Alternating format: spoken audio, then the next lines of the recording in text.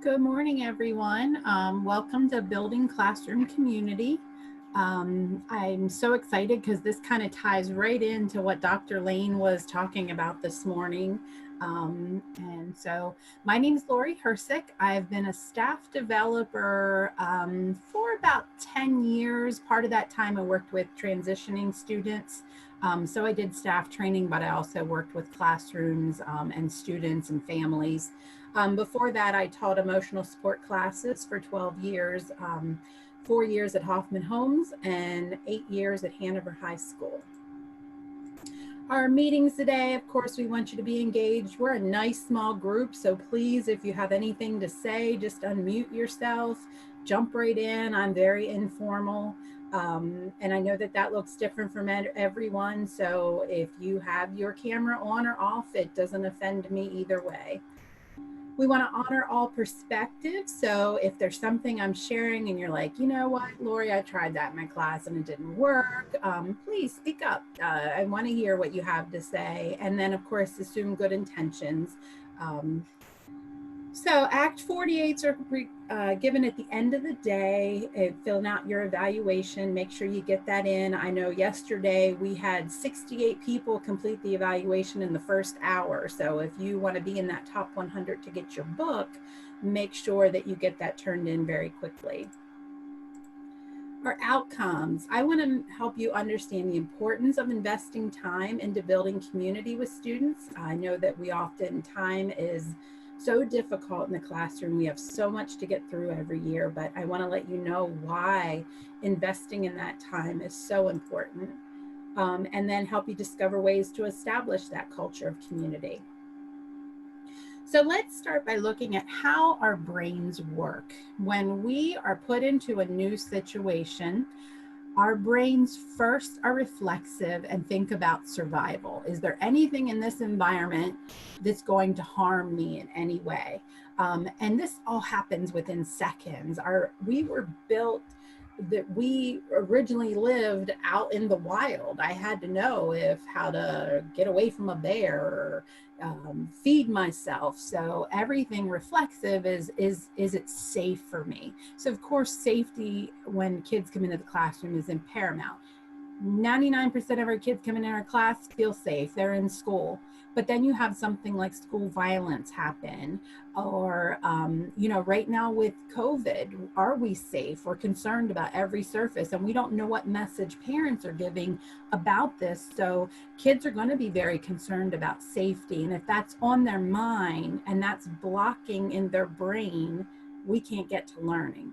So that has to be really important. And then that 1% of kids who maybe are facing something horrific at home, violence, every day is survival to them. And so getting to the point of learning with them, they have to have a relationship with you to get there, because they have to know they're safe with you.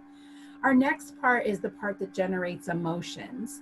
And unfortunately, our emotions get in our way. Some people are more emotional than others, but if I have a teacher who just hurt my feelings, I'm thinking about how my feelings are hurt, not about what they're teaching. And so if that teacher just embarrassed me in some way, or the student next to me maybe made a comment, it's really hard for me to think about reading or math or science when my brain is in that emotional part. So we have to help students learn how to deal with that. We all go through emotions, but we do have to teach them how to move past that and still continue on. And that's not something that comes intuitively. We have to be taught that. And then finally, when our brain goes through all those stages, we can actually be reflective and focus on learning, and start to think about what this new situation is and learn from it. And this comes out of Differentiation in the Brain by Dan Sousa and Carol Ann Tomlinson. Absolutely love that book. I love I'm a brain nerd. I have learned a lot about brain research lately, so I think that it's really important to know and understand that. Learning climates. When we have a positive learning climate, you know those teachers that are just so warm. The minute you walk in, you're like comfortable with them. That lets endorphins go in our body that gives us this sense of euphoria that makes us excited to be there and to want to learn. And what that does is that raises our pain threshold. We think, well, we're not hurting kids in school. No, but we are challenging them. We're putting them in situations. I don't think sometimes we think about how challenging school is for some kids and how every day they think, am I going to be embarrassed? Am I going to be the one kid that doesn't know? Am I going to be the one that somebody makes fun of? Well, if they're in that positive environment, they're willing to take more chances because they know you have their back. And so we don't think about pain, but we think about just that risk taking. Their mood is elevated and it stimulates that frontal lobe in their brain that helps them remember the situation that was positive for them. So they're going to learn more from you because you made the situation positive. On the opposite side, if it's negative, if I have a teacher, I'm scared to go in their room every day because I don't know what's going to happen and you don't know what's going to make them snap, that raises my stress level before I even walk in the door. And so I'm only processing low priority information because I'm always watching and waiting until this teacher does this unpredictable behavior. And so my brain remembers the situation, not the new learning. And I don't want our students to be where they only remember a negative situation. They don't remember what we want them to learn. So what are students learning in school? Let me move my little bar down here so it's out of the way. Of course, they're learning academics. They're learning the arts and music and health and all those other things. But what else are they learning? They're learning how to deal with frustration and anger. And they're learning it. I hope we're teaching it, because if not, they may learn it incorrectly. When a student reads frustration tolerance, do we want them to learn that the only time they're going to get a reaction is when they blow their lid?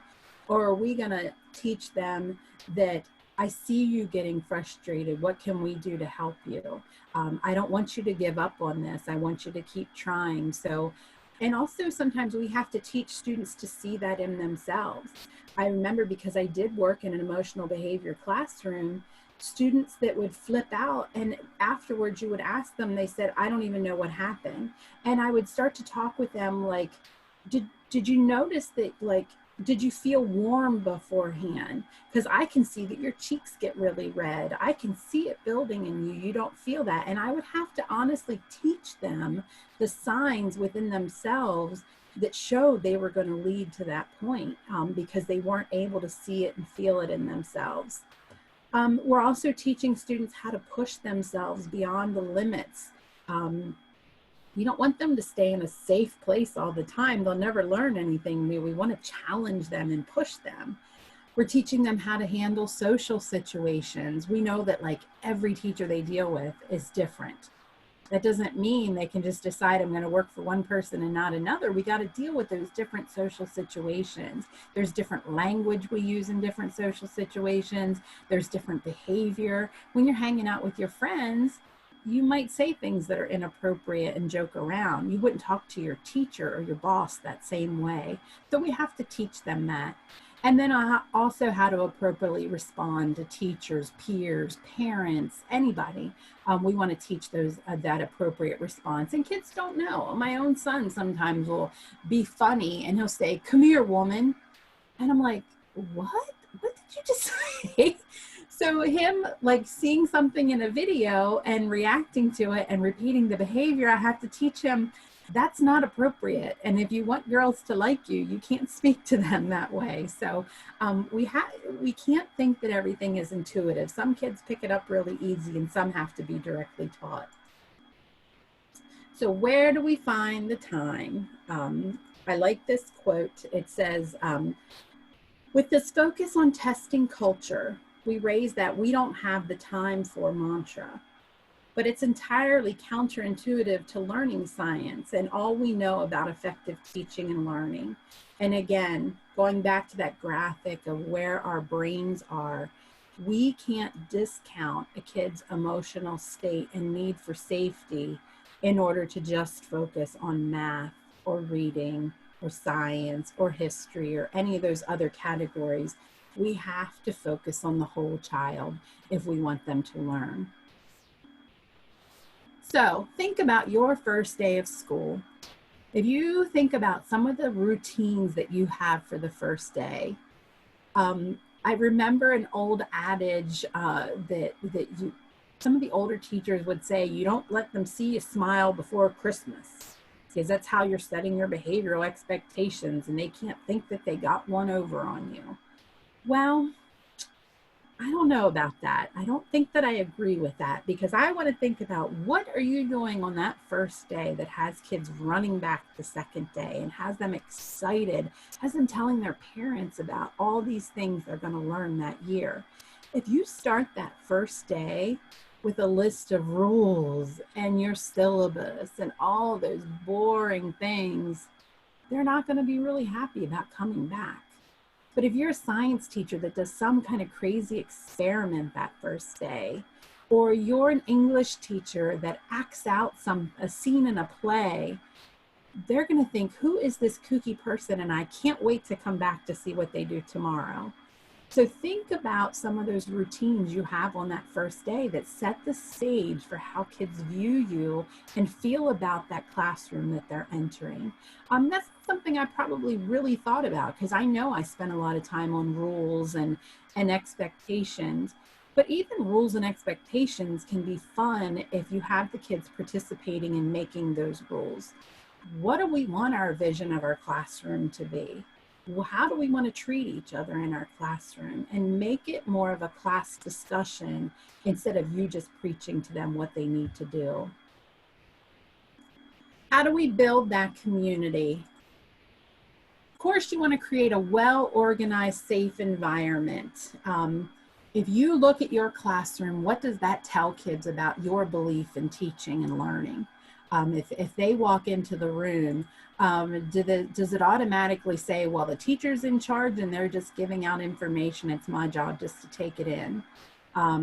Does your classroom say that, oh, I love Pinterest and all the colors of the rainbow, it looks like a unicorn visited today, and their interest is just pulled in so many different ways?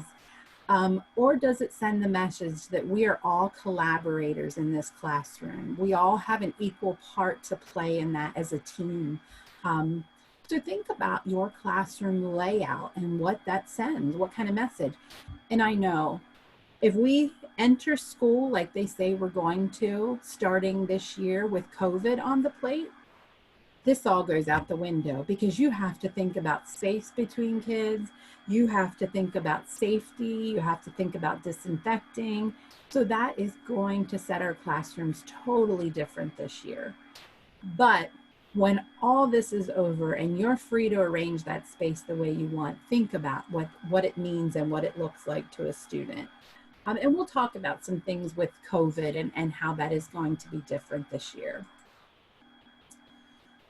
Clever Classrooms was a report that was done, and they came up with 3 things within a classroom setting that seem to really help students learn.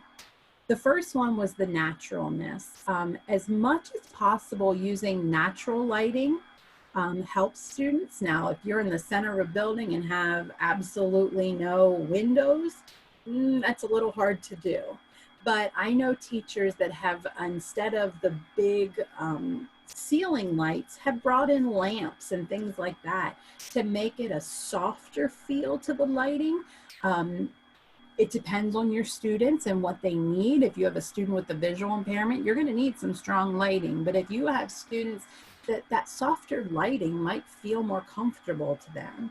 Also think of the air and the temperature in the room, if you have control of it. I know I was in a room where if we turned down the fan, some alarm went off in the admin building and they'd come over and yell at us. But if you have any control, think of students that maybe are oversensitive to something like that, and don't sit them right beside the fan. We have students with autism or who are on the autism spectrum who are extremely sensitive to things like the noise of a fan, the feel. Yes. Does someone have a question? but they might really be sensitive to the air blowing on them and the temperature. So think about where they could sit in the room where that might not be a problem for them. Things that absorb sound. If we are sterile classrooms with the hard walls, sometimes the sound bounces around very different. And then bring in natural elements like plants. Some classrooms have animals or a pet or something like that, but bringing in some of those natural elements, we might think silly, but it seems to really help kids and work for them.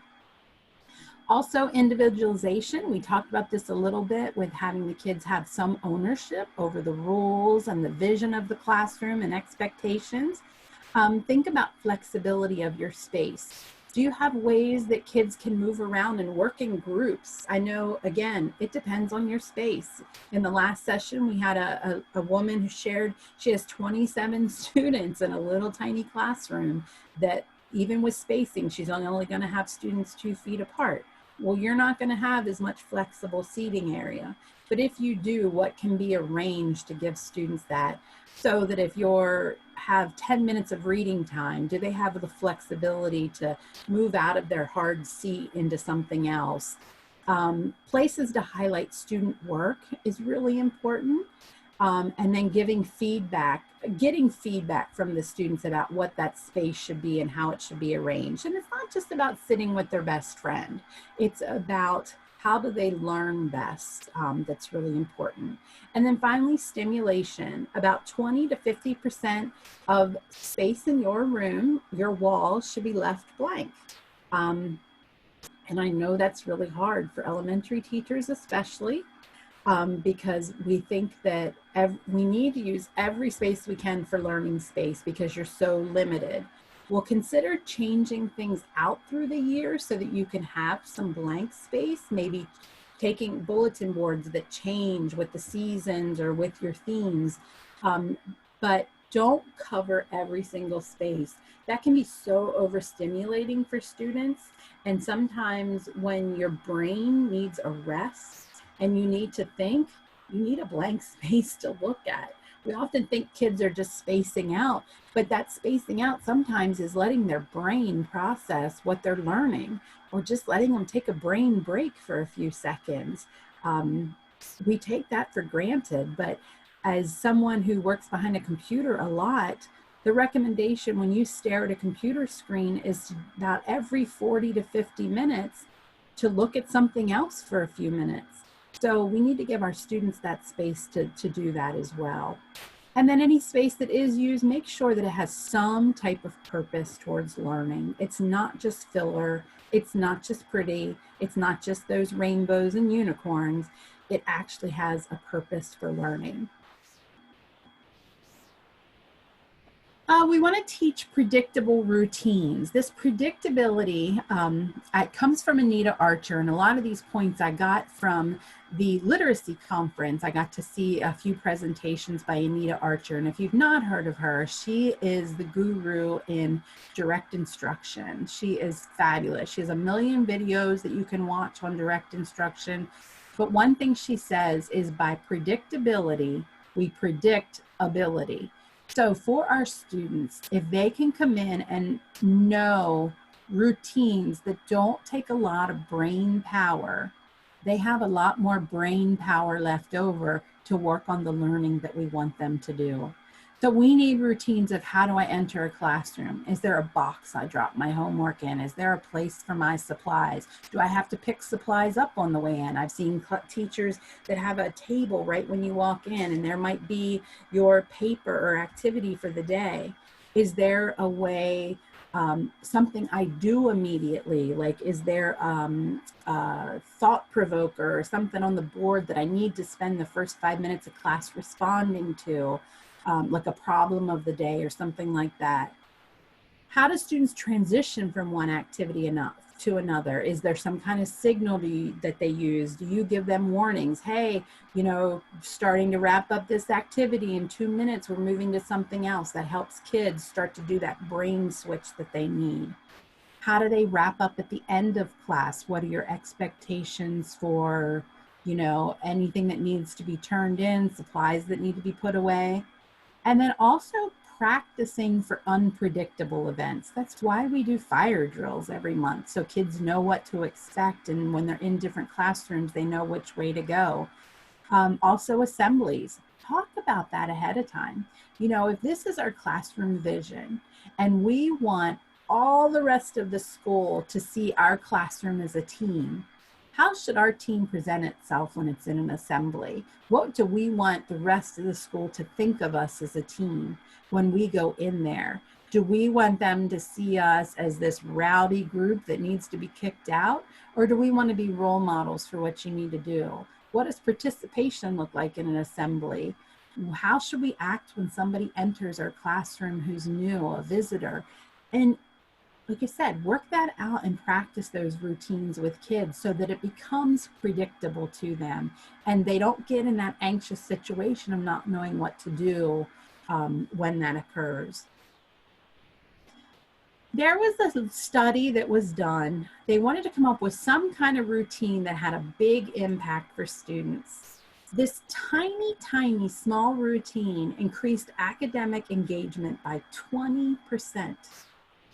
It decreased disruptive behavior by 9%. And it potentially could add up to an hour of engagement over the course of a 5-hour instructional day. Any ideas what that amazing, tiny, small routine was?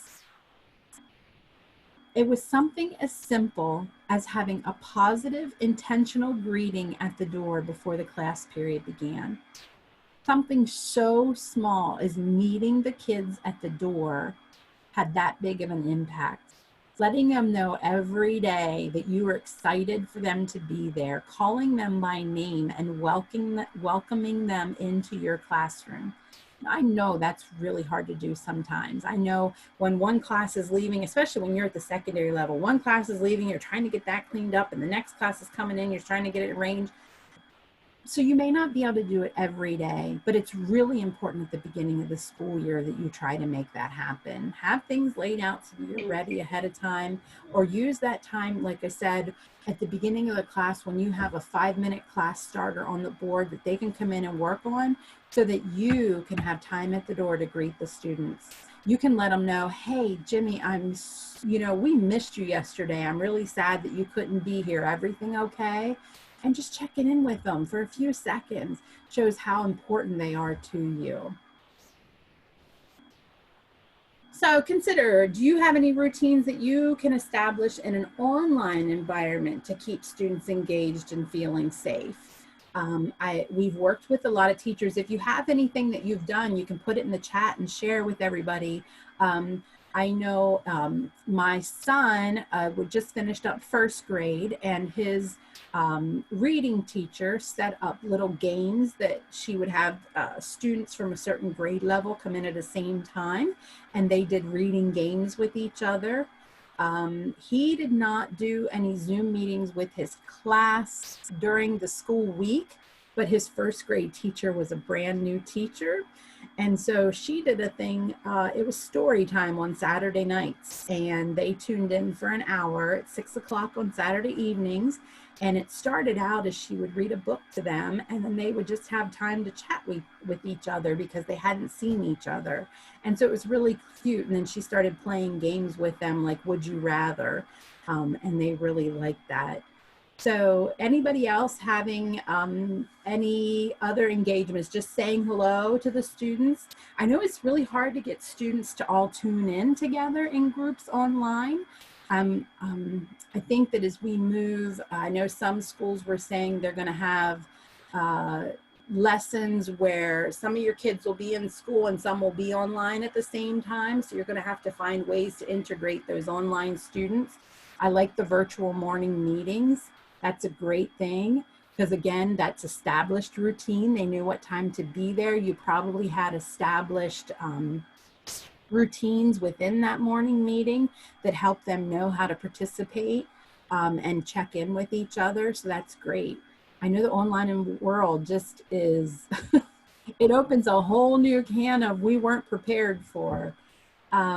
Shannon works with seniors, so they showed old elementary pictures to get them engaged and bring up memories. That's so cute because some of those kids have been together since the early years, so I can just imagine some of the conversations that came out of that. That's a great idea, Shannon. I really like that. And talk about building community when kids can see some of the funny pictures from when they were little. That's really cool. So we need to continue to think about that. I know there's a lot of great ideas online for engaging in that community, but online it is really difficult to connect with kids. And then Katie said they had themes for each week's Zoom. That's cool. I can think of you know, doing like spirit week type things for each thing, like having, this is hat week, so when you tune in you have a hat on. And I know that, you know, like the kiddo, like here's stuffed animal week, bring your favorite stuffed animal when you have little guys, and when you have older kids, you know, it could be a favorite sports team or something like that. So great sharing, thank you. So clear expectations. What we expect is what we get. Again, this is a really a great point from Anita Archer. What we expect from students is what we get. So if we have a fixed mindset about students, we like to think, you know, look at labels of kids and say, you know, this kid's learning support, they're just going to struggle and they're doing the best they can. They have that genetic predisposition that determines, you know, they might just not get this information. And we accept that premise that some kids will learn and some just won't. Well, that's a very damaging mindset, because what happens is then we often don't expose students to things that they probably could work with. An example, I worked with students on job sites, and a lot of the students that I worked with had intellectual disabilities. Have an intellectual disability, you have to have an IQ of 70 or below. So I worked with them on job sites where they had to remember steps in a task. They had to use devices like scanning devices, things like that. And I know in a school environment, we probably would have said, that might really be too difficult for them to learn. But what happened is when we put them in a hands-on work environment, they blew our minds. They were capable. We built in scaffolds for them to learn, but there are times they learned it faster than I did. And they learned it in a more difficult situation than what a typical employee would learn. Because, for instance, that scanning thing, they had to stock items in their bins all over this warehouse. And you had to scan the item to find the location, go around the warehouse, find the location, scan that box, and put in a code for the number of things that you were stocking. So it might be 5. It was a dance uniform place. So it might be 5 bow ties I'm putting in this box. And what they got to that location was way too big for the item they were stocking. They had to change the location. So they had to put in this code, change a location, find another smaller box. It was so much to learn. The students had to learn it by doing it 2 hours a day, every other day, 2 days a week. A typical 5-day employee would have come in doing that job for 8 hours in a row, 5 days a week. So they would have learned it a lot faster, right? Our kids learned it. Even with the gaps in time and the space in between, our kids could learn it. And I think if we had given them more opportunities in school to learn, they probably would have surprised us. So we need to have a growth mindset that genetics is a starting point in our development. One's own determination and persistence predicts success. And we have to believe that anyone can learn with the right strategies. Do some students struggle and take longer? Absolutely. But we have to believe that anyone can learn. Or what are we doing? I mean, isn't that what we're supposed to do? We're supposed to educate. If we don't believe that somebody can be educated, why are we there? So we have to believe that given the right strategies, they can learn. And you're shocked sometimes by how students rise to those expectations. Anita Archer also said about providing pre-corrections. If we expect it, pre-correct it.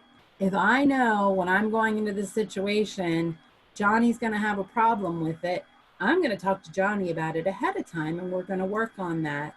So think about academics. If I know this math routine is very hard for kids to learn, I'm scaffolding it for everybody from day one and working and then pulling those supports back as we go. So I'm predicting the academic problems they might have. Also, behaviorally, if I know certain students have issues anytime there's a change in routine, anytime we have a fire drill, that student's going to be right beside me when we walk out because I'm going to pre-correct and I'm going to save the situation from happening. And then that helps students. Basically, we don't let them drown. We want to send them the ring to save them before they drown. We want to provide an acknowledgement, catch them being good. This is so important. If you were in Jen Hagerman's situation before, she talked about positive feedback being so important. Feedback, feedback, feedback. I'm taking a college class, the first one I have taken probably in 10 years, so I was a little scared. But I have an incredible professor who every time I write, put something positive on the paper. I really like the way you clarified this point. I really like the connections you're making. And then after that is the things that I need to fix. But because they built me up first, I am working harder in this class than I have in a long time because I want that positive feedback. I haven't written a paper in ages. I was scared to death. But this person is making it so easy for me because of the way he is building me up as I go through this class. So we need to think about that for students. Catch them being good as often as we can. It's hard to do. We get so set on fixing problems, but we need to see when they're already doing right and it's not a problem. So how are you providing feedback and acknowledgement in the online classroom? Again, this is really hard. I know when we first started online, it was kind of up in the air whether items were going to be graded or not. But if we have to go online this year, we will have to grade things. So how are we giving feedback to students in this online environment that keeps them coming back day after day? Are we acknowledging, hey, you checked in and did your assignment, good job, I'm proud of you. Oh, I'm so glad that you're here for this lesson. I'm so excited to share this with you. And just trying to provide as much positive feedback so they don't think they're doing that work and it's going in a garbage bin somewhere. My niece was an 8th grader last year, starting freshman year this year, and she said she felt like that was what was happening because she didn't hear anything from a lot of her teachers. Said, I'm doing all this work and I don't even get a response that it's finished. And so our only focus can't be on grades. It has to be on participation and acknowledging that our students are showing up and doing what they need to do. So make sure we're hitting that even in online. And I know that's super difficult and takes a lot of time, but it'll mean a lot for that interaction and attendance from students. Another point is avoiding or maintaining a perky pace. If you have a void, they will fill it because they get off task.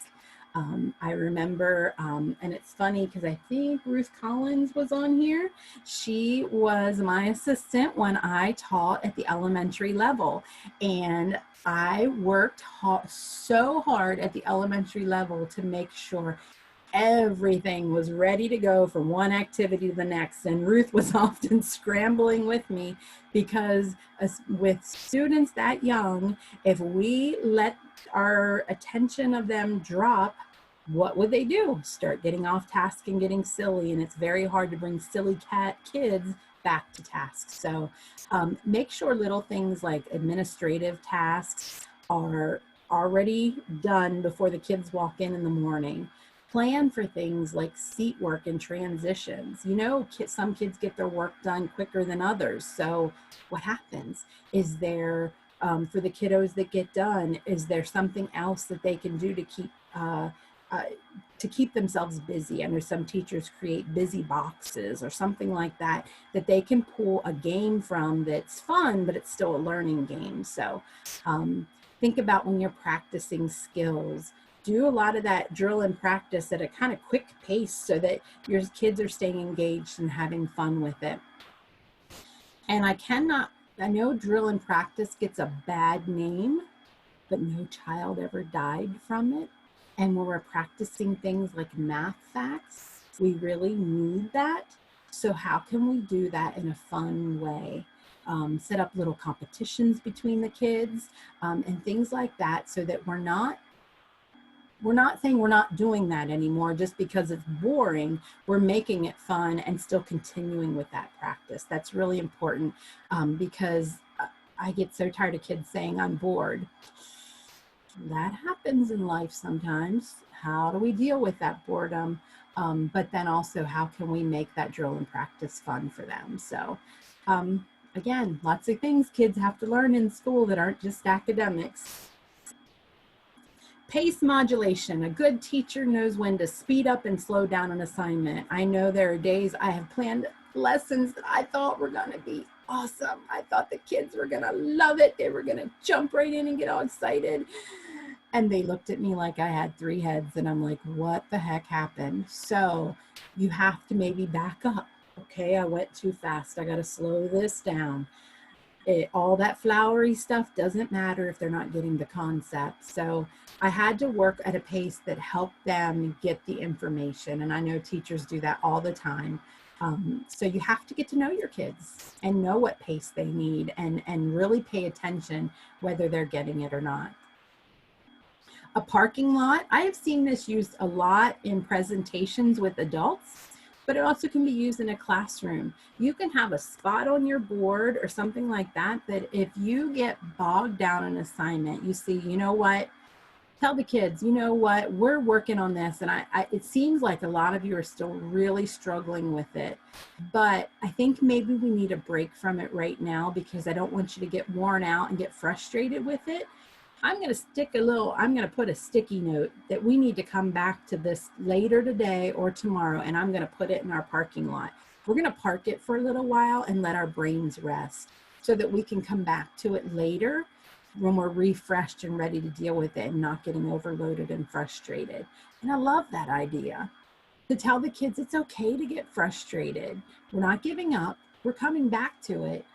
But I don't want you to get overwhelmed right now. So that is a way to show kids in words and body language how to deal with frustration. Also, you know about motivational hooks, those things you start a lesson with, a little video clip, newspaper headlines, something attention grabbing to spark their attention. Again, we talked about that first day of school. I would have loved to have gone into a chemistry class and had a teacher do something crazy. That would have had me all year. So those little attention getters are really important for kids, because that's what they go home and tell their parents about. So many times kids go home, what did you learn today? Nothing. That's all you get out of them. Well, if you blew their mind, trust me, they're going to tell their parents about it. So knowing your students, when I changed my mindset from what I taught to who I taught, the real work came into focus. You may love, love, love math, but you don't teach math, you teach kids. And we cannot lose focus on that. And I could have put any subject in there. I'm not picking on math people. I love you. God knows math people have picked me up off the floor a lot because I'm not very good at it. But what I'm saying is we have to never lose focus that we are working with kids.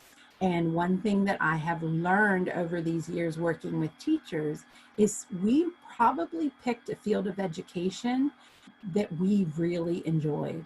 I taught special ed, and I love special ed, but had I picked a subject area, I probably would have picked English. I absolutely love research. I love writing.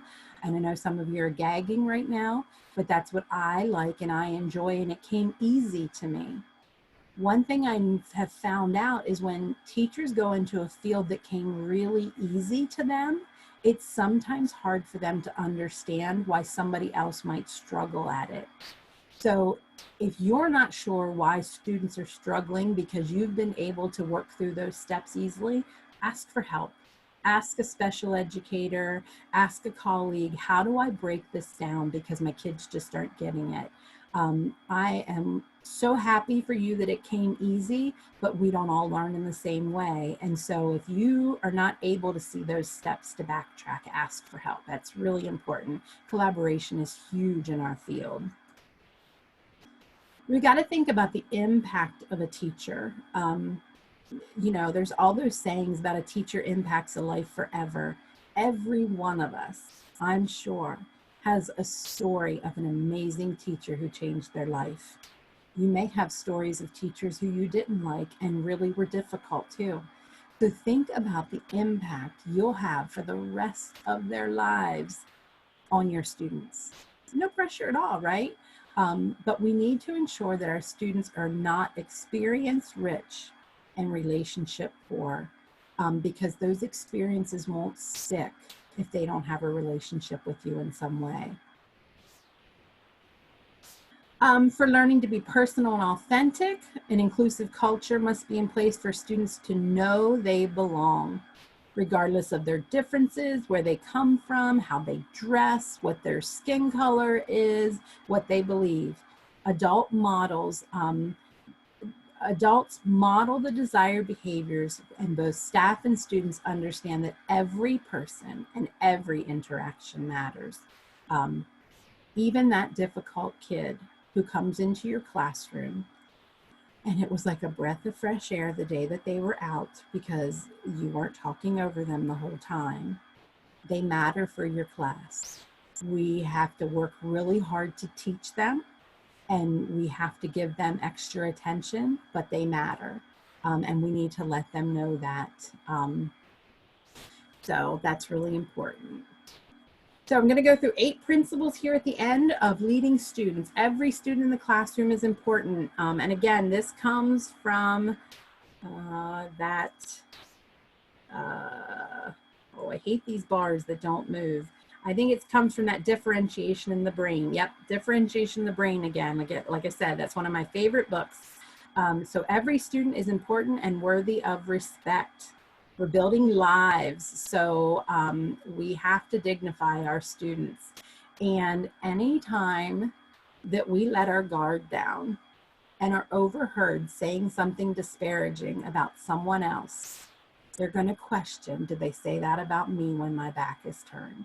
So we have a moral responsibility to be above average when it comes to interacting with people and who sees us. Again, I worked with special ed my whole career, and it was hard for teachers not to say, oh, I've got 3 kids with IEPs and 4 English language learners in my class. I know that's tough, but don't ever let them hear you say that. Don't let them think because they have an IEP that you don't want them in your class. It's hard and you need help, ask for that help, but not in front of them. Kids are always watching, even when we think they don't hear and know, they know. They are so intuitive. 2, a classroom environment that maximizes student potential reflects high regard for the individuals in it, high challenge, and high supports. When you get your kids working as a team that can challenge and support each other, it's a magical thing. When you have one student next to another and they say, here, let me help you find that page. Or they notice that someone beside them isn't getting them and they help keep them on task. That's really cool that they're participating like that and they challenge each other because they probably value what a peer says more than you say, unfortunately. So we want those peers being positive and not negative. 3, every student in the class should have access to high quality curriculum. This often involves breaking down what is essential knowledge, that you have to understand your curriculum and your standards to know what are the essential points kids have to know. I think probably today in this COVID crisis more than ever, if we think of kids left school in March and we now have them moving up a grade level And we're expected to get them through that grade level, but also have to make up that 3-month gap. We can't do everything. Let's say 4th grade. I cannot do everything in 4th grade I have done for years. I am going to have to make up this gap. So I have to be able to pick out what is essential for that kid to learn at the end of 3rd grade into 4th grade to move into 5th grade. That may mean I'm dropping out some other things that I've always taught. But if it's not essential, then I have to be able to focus in on those key points. And that's hard for some educators to do. We can't just pull out those same lesson plans.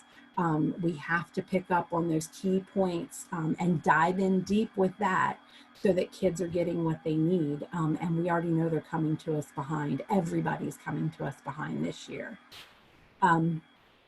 4, students in a given class will differ in readiness, interest, and learning profiles in a way that affects their learning. So again, building that team in your class helps students understand that. When they say, well, it's not fair because Jimmy has a different lesson than I do, you have to, from the beginning of the year, talk to kids about things like differentiation. Everyone in this class is not going to get the same thing. Everyone in this class is instead going to get what they need, and that's important. So don't get upset if what you have doesn't look the exact same as someone beside you. You're getting what you need to get the essential skills in this class. And I will support you all the way, and I need you to support each other in that way. Because we're not comparing each other, we're lifting each other up. Number 5, the teacher's job is to study the differences and respond to them in ways that maximize that student's growth. We know students constantly evolve. Again, a learner's profile. We can have a student that's really low in reading, but maybe they're very strong in math, or maybe they're very strong behaviorally. That learning profile moves all over the place as they gain skills, lose skills. So we have to always be in tune with where our kiddos are, and don't judge a kid by an IEP or something like that. Oh, they're always a slow learner. Well, no, that's probably not true. They probably have a lot of strengths. We just need to find them. So being in tune to those changes is really important. 6, both opportunity and responsibility belong to everyone in the class, and that's important for kids to learn. We sink or swim as a team, not as individuals, and it's really important that we lift each other up. Because if somebody's struggling, my own child came home and said, you know, about this kid kept getting into trouble, and he's only 6. So we sat down and we had a conversation about, I wonder why he's always getting into trouble. And he would say something like, well, he doesn't listen to the teacher. I'm like, but why? Does he feel like maybe he doesn't have any friends? Or is he scared of something? And so we had a really in-depth conversation at the best level that I could for him about there is no such thing as a bad person. They're having a bad day or a bad week, or there's something going on. But my child started to talk to him and started to build a relationship, and there are times that little boy still got in trouble. And my son tried, not to get into trouble with him and stuff. But I said, he might just need a friend and somebody to talk to. So trying to work with kids about that we all need different things, and it's not always going to look the same. Number 7, teacher and students alike should have a shared vision of a classroom that works for everyone. I think this is so important to have kids talk about a vision. I never thought of that before. I learned that with doing co-teaching training. Have we ever said, what is our vision for our classroom? And have kids think about what that is. We want to create a safe place for kids to learn. We want to support each other. What does that look like? And come up with a vision statement. It sounds so silly, but if they help you write it, maybe they'll have more buy-in for it. And number 8, we talked about this already. The physical environment reflects the goals of the affective and intellectual environment. So as much as possible, leaving flexibility and being accommodate the needs of all the classroom is really important as much as you can in your physical space. So community building is one of those most valuable things that you can do in a classroom, because if I feel safe, if I feel welcome, chances are I will work a lot harder for you. And that, I think, is just critical for kids today. We have to teach them the same way as if I was walking, if they were my colleagues in a work environment, what would I want for my work environment? I want colleagues that can get along with each other. I tell students all the time, you don't have to like everybody you meet, but you have to respect them as human beings. And so how do we show that respect even when we don't agree? And we have deep conversations like that, and it really doesn't take as much time as you think. Within a few minutes, you can have a respect conversation and still get back to the task that you had at hand for learning. So I think that that's really important. Wanted to share my resources. Use Marzano, The Art and Science of Teaching. This was my new favorite book for summer. I got this. I really want to do a book study. It's called Personal and Authentic: Designing Learning Experiences that Impact a Lifetime. I mean, just as a person who just wanted to reflect on my own teaching and stuff, I think this is an incredible book. And again, look for a book study because I really enjoyed that. That differentiation in the brain. All my pictures come from Pixabay. I got to say that so that I can give them credit. That's all I have. Did anyone have anything to add? Anything you had questions about? We're down to about 9 minutes, I think. Did anything you wanted to share in chat, or you can unmic yourself? And I won't make people talk because I know how that is. Our schedule, if you're looking for your next session, should be in this link for day 2. Make sure on your note sheet that you wrote any notes that you needed for this session for when you do your evaluation. Tell everybody get that evaluation in as soon as you can, because the first 100 people are the ones that are considered to get the book for today. And I know yesterday people were turning in those evaluations pretty quickly in the mission of the IU. So that's all I have for you. If you're all finished, you're welcome to head out for your next session and a little bit of break. I'll stay here for a few minutes if you have any questions. Thank you.